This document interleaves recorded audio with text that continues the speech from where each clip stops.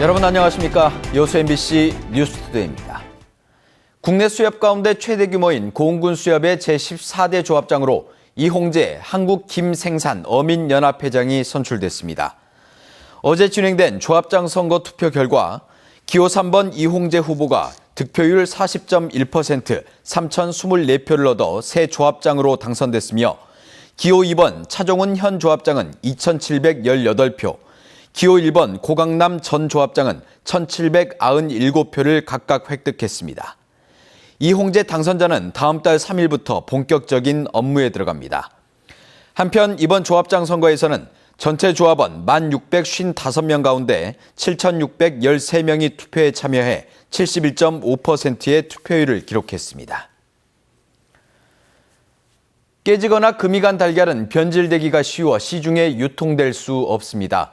이런 불량 달걀 7만 개 가까이를 제과점이나 식당 등에 팔아치운 업자 등이 경찰에 적발됐습니다. 양계장 달걀 선별장에 경찰이 들이닥칩니다. 껍질에 구멍이 나거나 금이 간 것들이 쌓여 있습니다. 깨졌네. 세균이나 이물질 등이 들어가기 쉬워 유통이 금지된 불량 달걀, 일명 파란입니다. 양계장을 운영하고 있는 64살 마모 씨는 지난 2012년부터 이 불량 달걀들을 유통업자에게 팔아치웠습니다. 단속을 피하기 위해 계란에 표시해야 할 햇섭 표시, 농장 마크 표시, 그리고 지역을 알 수 있는 숫자 표시를 표지하지 않고 유통하였습니다.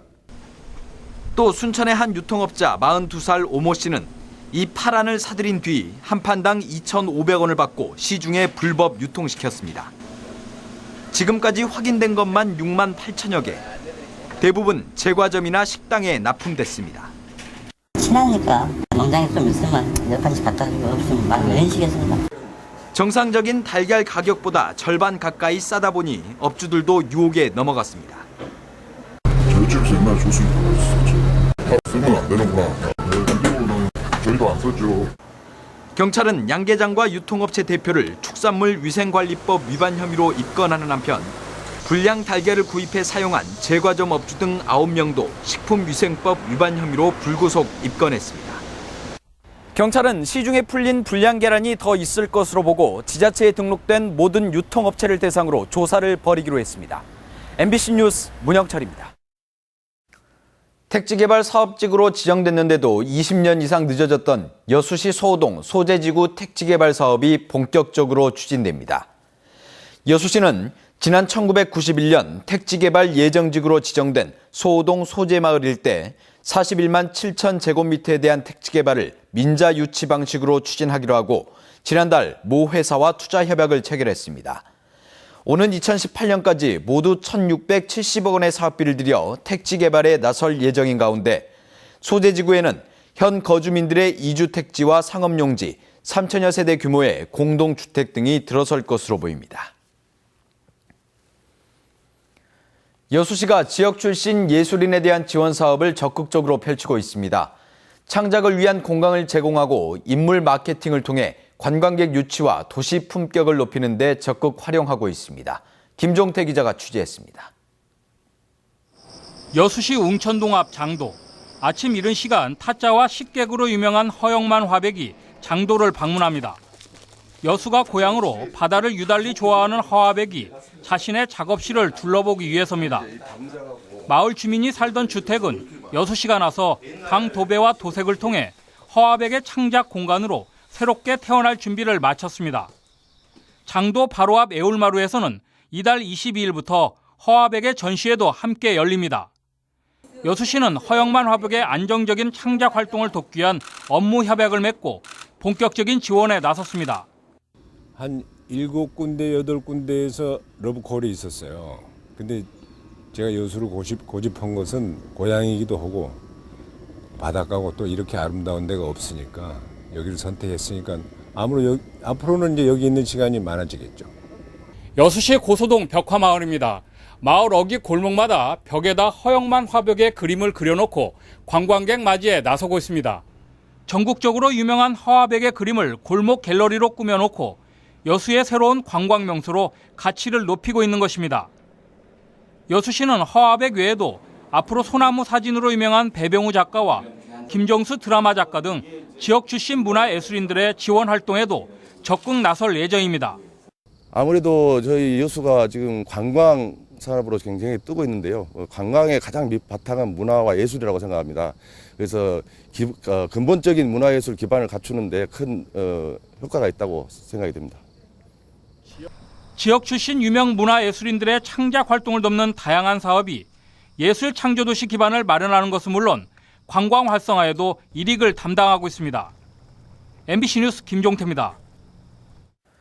여수시의 다양한 인구 유입 정책에도 불구하고 인구 29만 명이 무너졌습니다.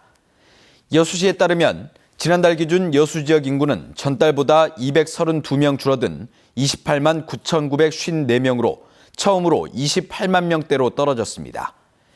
여수시 인구는 3년 통합 당시 32만 9천여 명에 달했지만 지난 2006년 30만 명이 붕괴된 이후 9년 만에 29만 명마저 무너졌습니다. 여수시는 그동안 전입가구 장려금 지원과 여수산단 직원들의 전입신고 등 다양한 인구 증가책을 시행했지만 일자리 부족과 열악한 교육 기반 등으로 인구 감소폭이 커진 것으로 분석했습니다. 야구를 관람하면서 함께 소리도 치고 응원을 하면 기분이 한결 풀리죠. 반면 이 소리 때문에 야구장 주변 주민들은 법원에 소송을 냈습니다. 송정근 기자입니다.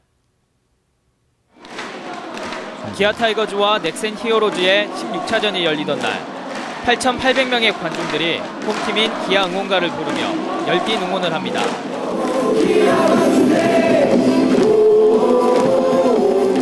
인근의 아파트 주민들은 이 소리가 불만입니다. 제대로 쉬지 못하게 방해하는 소음이라는 겁니다.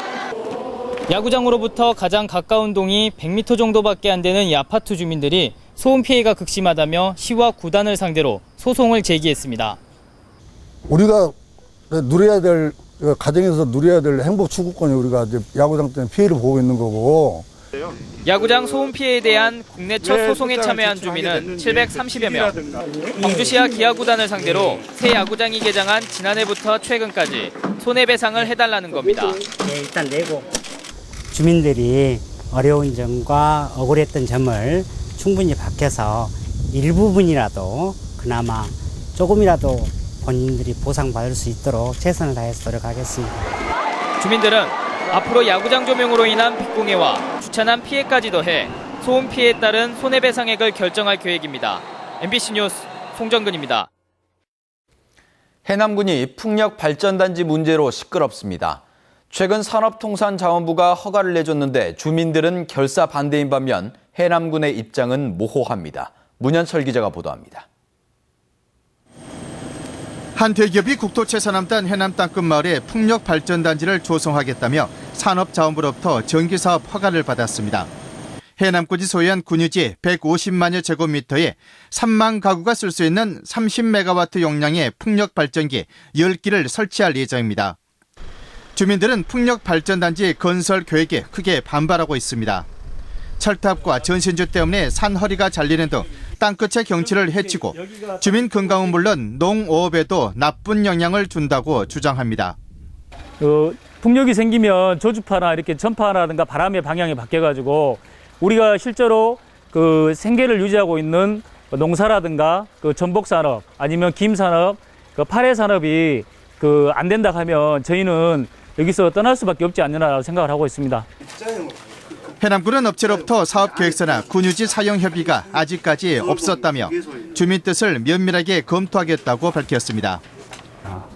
앞으로 이 개발행 허가라든가 인허가 관련해서는 주관 과에서 세부적으로 면밀히 검토해서 처리해야 될 상황이기 때문에 현재로서는 이렇게 특별한 좀 거론되는 말은 없습니다.